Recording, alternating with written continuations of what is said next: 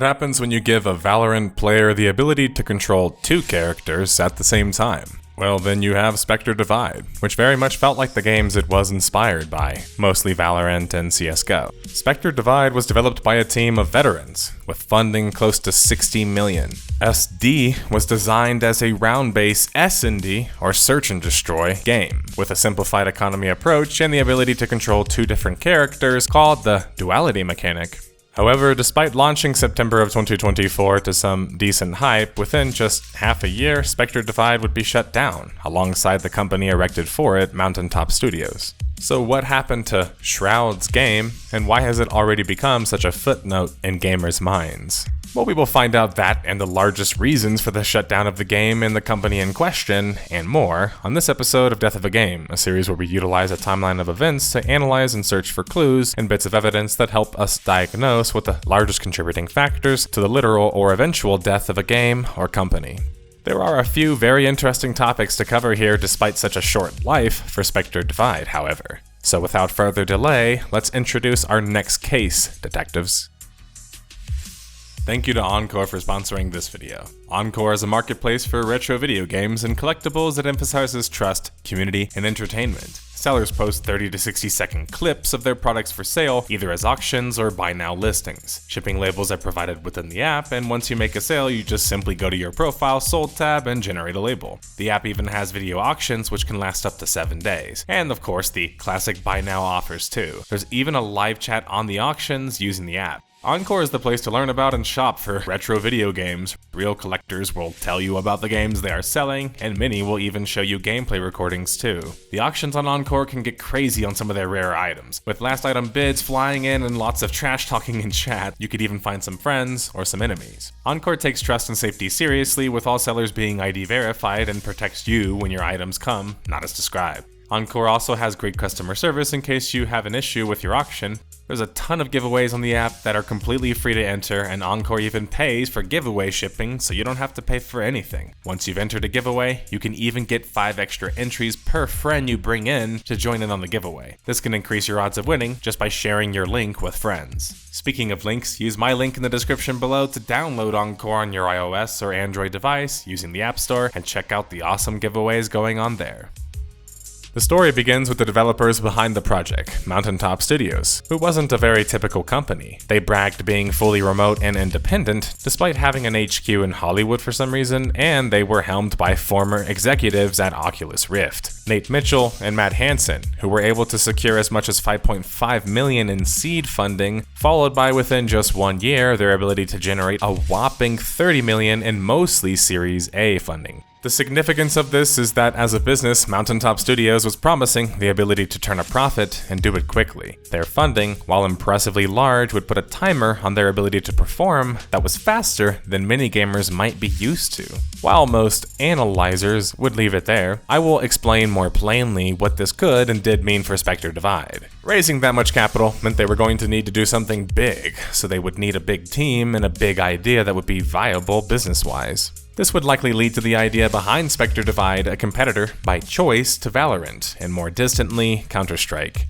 The unique aspect of the game, and the main selling point really, was supposed to be the ability for you to play as 2 different characters in the same round. This would unlock the ability for you to hold different angles at the same time and always have a second chance after dying the first time if you positioned correctly. To pull something like that off successfully, Mountaintop was going to need an experienced team, which they would brag about, yet I literally can't find almost anything about their development team, save for a few examples such as their game director being a developer who largely had a history in monetization. Where was the veteran talent that was being purported? Was it just to get investment? There were some senior names, but the names that were involved, like Mark Turano, a former developer on AoE 2 and CSGO itself, and Dave Grossman, who is a legendary adventure game maker and writer, would reportedly have very little involvement in the project, especially Grossman, who was supposed to be a writer for the game, but the game basically had no story, besides, well, what little it had, which was that Spectre Divide takes place around the year 2100, and it centers around the metropolis of Breakwater, which is divided into 9 distinct districts, which kind of sounds like the Hunger Games, I'm not gonna lie. The difference here is that Sentai, no, not hentai, the underground illegal sport is not sanctioned and not part of the official government. I think the premise could work, in a Star Wars sense maybe, like Nar Shaddaa or even Coruscant, but with such little actually fleshed out in the world for the game, well, it's a question of what the story or writers on Spectre Divide were even paid to do. After 3 years of development, Spectre Divide would shift into alpha testing by the end of 2023. There were some cool things to look forward to with SD, even in the early testing. The concept, of course, of playing with two characters, the duality feature, was certainly unique. Well, unless you played CSGO whenever your teammates rage quit or you kicked them out, then you kind of had the same experience. But the cool parts about Spectre Divide, from the jump, was that it was free to play and not pay to win. It was also heavily backed by the streamer gaming community, being even invested into by the likes of It's Timmy, Sacriel, Tarek, and even the pro NBA player Paul George. Their ability to generate hype and involvement was impressive, but not taking the proper time to grow organically might actually hurt them in the end when they are presenting themselves to such a large audience that they just now would create, and that audience might not like the game. The first hands-on concerning the new budding shooter was Tom Henderson of Battlefield leak fame, who would state that Mountaintop Studios described Spectre Divide as a game with 10,000 hours of depth, and that the game was heavily inspired by anime, featuring the ability to control two characters and swap between the two even. Spectre Divide not only had a serious backing, they felt like they had a seriously viable idea too. We would even see more information and more hype from Spectre Divide, later the same year getting a massively glazy hands-on from none other than IGN. Spectre Divide is just a testament to just how creative an FPS can be, showcasing unique mechanics the genre desperately needs in this time of competitive drought. Sorry, but I think even if you love the duality feature, relax on the language there. It doesn't actually help expectations, and it kinda makes it sound like you got paid to do this. Hello, I like money. And no, I don't mean by IGN. The next most talked about feature or unique aspect of Spectre Divide is kind of hard to miss, because it's the visuals, which featured cel-shaded visuals that felt kind of like a classic PS1 game, at least in some ways. Now, I'm a fan of those types of visuals, and I actually think that the animations, visuals, and effects in Spectre Divide are quite quality. The issue is more so with the design of the characters for me, which kind of fall, well, not kind of, they very much fall flat. And this falling flat is a crucial mistake for Spectre Divide, when the way these games make money is from skins on the characters and skins on the guns. If they don't look appealing, you're not going to make money simply. Now, the guns look fine, but the characters didn't. And in Spectre Divide, you didn't have like traditional hero characters or whatever else, not in a hero shooter sense, or even like Valorant, which it was very much trying to mimic. Instead, you would customize your duo of characters using the locker tab in-game, including your appearance, banners, and even the sprays that you would use. The abilities themselves would come from sponsors, who are, well, sponsors of the Sentai, and they grant you different abilities depending on which company. Pinnacle International was about using grenades, whether damaging or healing, and Morgan United was about creating distractions and camouflaging you. The problem is, this puts the burden of the character design and identity on the sponsors, because your character might be customized by you, but it has very little to do with what makes your character actually unique, in a cohesive sense. What I mean is that you might customize this character and put certain sponsors on them, but what actually would give them that identity from that? Especially when there's not even that much about the sponsors in general. In Valorant, you get your identity from the ultimates, which are also lacking in this game, the uniqueness of your abilities, and of course, the characters, their stories, and their feel themselves. In Spectre Divide, you didn't have almost any of that. There wasn't any identity, really, despite the fact that almost all character models look like butch lesbians or soft-faced boys hitting puberty for the first time. I would know. But this is the same thing we had with Concord all over again. A misunderstanding that just because you like ideas doesn't mean that the gamers are going to like those same ideas, especially in the market. And frankly speaking, how did this art style character design-wise even pass an initialization phases? It feels like at that point you weren't really taking in player feedback because they would have told you that pretty early on. And there's not only a lack of identity with the game, it's amplified by the fact that you play two characters at the same time. And that character design itself is just boring, bland, and it looks lame. I mean, the characters look like what an AI would think a person would look like based on a game rendition of it. And the character design is worse than Shadowrun, one of my favorite weird shooters that died and also was featured on the series, and that game's like 18 years old.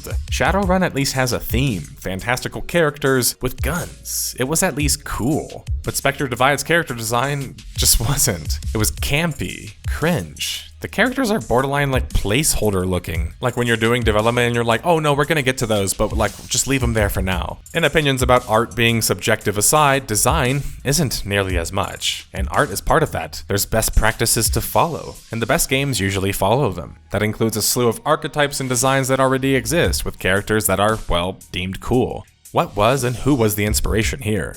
How did Spectre Divide have veteran leadership if they didn't understand that players want to be cool? And that's how you get them to buy skins, so they can be cool and you can make money? Perhaps in an attempt to raise the coolness of the project and utilize a massive pre-existing shooter gamer market, well, and to capitalize on the notoriety and popularity of the particular content creator, Mountaintop Studios would team up with none other than streamer x CS Pro Shroud. Shroud had a massive audience and was seen as one of the top streamers and top shooter streamers. Shroud was also quite reasonable in his takes concerning gaming. This team up would legitimize Spectre Divide in the eyes of many fans just simply due to his involvement, so it seemed like a good move. But my issue with how it was executed, including from Shroud himself, was that it was billed like Shroud was a developer on the game and it was his game. This was not only going to create a much higher expectation on the game, it, well, didn't really seem to be true, and it came across as inauthentic, though this is mainly due to how things were handled post-launch. Although Spectre Divide had an alpha test the year prior, for some reason, they would wait till the absolute last point possible with their closed beta, which started August 13th, 2024. The issue with this approach is it signals two things majorly. Either Spectre Divide is being pushed to a launch earlier than they intended, or that the development team wouldn't have enough time to actionably affect the game from the feedback that they would be given. This is why, as later stated, many players of the game felt like the closed beta feedback wasn't really even listened to that much, including concerning the frequency of the game's abilities, sponsors, or even the game's movement speed being quite slow, and of course, more complaints. When you want to release a serious multiplayer game that can last more than just a few months, you have to come up with both a content plan that can last and a gameplay loop that you can launch with and feel confident that you can support it without having to keep tweaking things. But when that gameplay loop isn't fleshed out and you end up having a content problem, well, modern gamers aren't going to be so forgiving. And honestly, that's fine, because they're much better educated these days about what they want to play. The launch of Spectre Divide would happen quite swiftly, and this was because, as later stated, that Spectre Divide felt they were better off launching sooner, without much marketing, compared to having to go head-to-head with some of the bigger launches that they were going to have to contend with. Unfortunately, they still ended up having to go head-to-head with a sneak leak release of Valve's third-person shooter MOBA Deadlock, which did amazingly at the time. But back to Spectre Divide, which would launch September 3rd, 2024 on PC only, and although it had quite the hype cycle, being covered by most major outlets whenever it was being previewed, when it came time for the game's launch, the outlets were mostly nowhere in sight. It's hard to imagine their lack of marketing didn't affect their reception somewhat. I mean, you had outlets like IGN glazing the game whenever it was in preview stage, and then not even reviewing it. Regardless, Spectre Divide, a free-to-play round-based S&D shooter developed by an indie company, indie in parentheses because, well, they had like 60 million in funding, remember, was still able to reach 26,000 peak players on Steam. However, things wouldn't be smooth sailing the first couple of weeks for most playing the game. For starters, Spectre Divide was suffering from matchmaking issues, including long queue times and full-on errors. The player base also got a whiff of the cash shop, and found that there was a $90 skin bundle there, which many players felt was insanely overpriced. Now, while you can argue you don't have to buy that, many of the skins besides the overpriced skin just weren't very good. So once again, you have an issue with monetization, not just due to the lack of skins or even good skins, as in gun skins, but remember, those poor character models we previously referenced, nobody's gonna buy skins for them.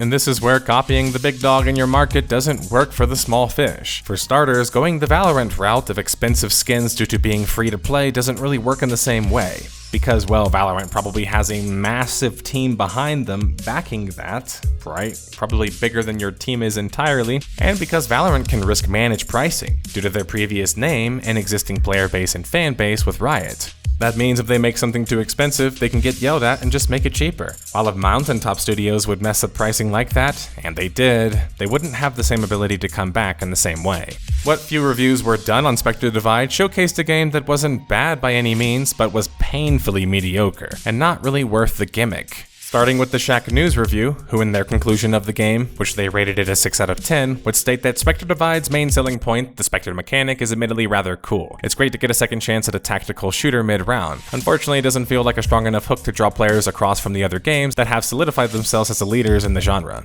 Add to this the problems of the match pacing, bland weapons, and laughable microtransaction prices, and you've got a game that's unlikely to convince most hardcore fans to dive in, let alone keep players around for the long run. Unfinished features, only 4 maps, no battle pass, and uninteresting abilities were more negatives that Shack News would detail in their review as well. Meanwhile, Eurogamer in their review would state that Spectre Divide had the potential with their duality mechanic, but felt like the way that it was implemented was more like a half measure than a full-on feature. It was more so tacked onto a standard tactical shooter. Eurogamer would also blast the game's lack of story and world and, well, lore and everything else, contributing to a bland, game that just feels like the world is an afterthought. While Shack News covers most of the brass tacks that's missing in the game and what's wrong with Spectre Divide, Eurogamer's approach is different and interesting. Their idea is more so to focus on the game's inability to fully commit to that design we just talked about, and I think that that's actually an adept one. Because it's true, SD doesn't really fully commit to the duality idea. Instead, you make 2 characters where you can't actually choose the second one's gun for some reason, due to apparent balancing, who both lack identity and have little impact due to the jack-of-all-trades nature of abilities within the game. Made worse by the game's slower speed, especially due to the constant repositioning of your clone and you, and lack of ultimates in the game when compared to Valorant. SD just simply has less exciting wow moments, a slower and worse pacing overall, and has very little long-term to keep you around, like charm, progression, good skins, and more. Spectre Divide didn't really feel like a full release, and the fact that it got so little time to be worked on after receiving player feedback probably contributed to that. The big streamers like Shroud, who was supposedly a developer on the game, and more, like Sacriel and even Optic Gaming doing a tournament for the game, were already quitting the game within just weeks after playing it. All that marketing and money spent on them gave the game a, little bump, I'm sure, and a few weeks of stable population, and then those mercenaries were gone. But you can't really hold that against them. And I call them mercenaries because just like if I were to do a sponsored video, I would be a mercenary. But you can't actually build a business strategy around mercenaries if they're not actually fully involved into your project. And even then, you probably should do some standard marketing at least at some point. Because if you weren't on any of those streams, you might think, oh, this is a great idea. But I have read some of those streams and even some of the comments on the videos, and the audience in general was mocking the game and wasn't a fan of it.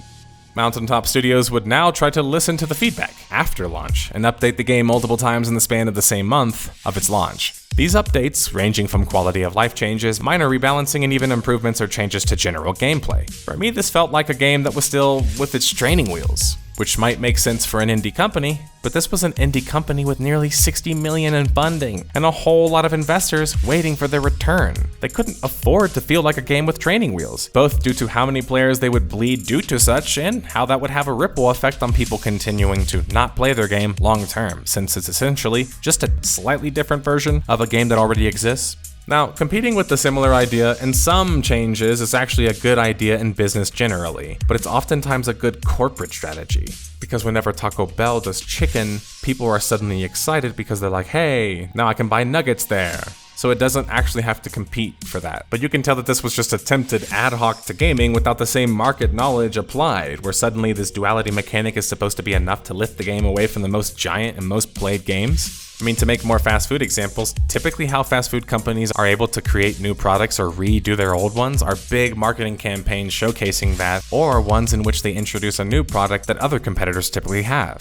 Problem is that in the case of Spectre Divide, you're a new company, and Mountaintop Studios, reaching for the stars, and players don't have the same loyalty to you as they do Riot and Valve, these other kind of like corporations, even though Valve isn't really even one of those. But anyway, simply speaking, as soon as things start to go wrong, that fickleness is gonna win out, and they're gonna return to their long-term steady games. And that's where Eurogamer was right. Simply being a slight alternative to the other tactical shooters just wasn't enough to be competitive. Near the end of the launch month, Mountaintop Studios would already let go 13 full-time employees, which was actually like 10% of their workforce, stating that it was necessary to support Spectre and its community for the long term, now claiming to only have about 70 employees following the terminations. Letting go of temp positions post-launch makes sense, but full-time positions? It seemed like projections were being made and they weren't meeting them. But Spectre Divide Chief Mitchell would state that, I can assure you that Spectre is not going anywhere. Mitchell would then further state to the community and detractors to stop calling the game dying because it wasn't. The problem is, within just 1 month, the population had dropped off a cliff at 4,000 peak players now.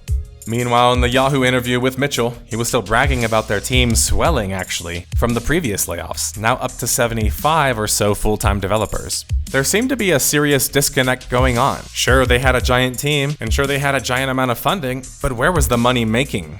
And where was the game that was going to last? It was very unlikely that 4,000 peak players was going to make back anything close to that $60 million investment, which means if they didn't do that soon, they would get folded.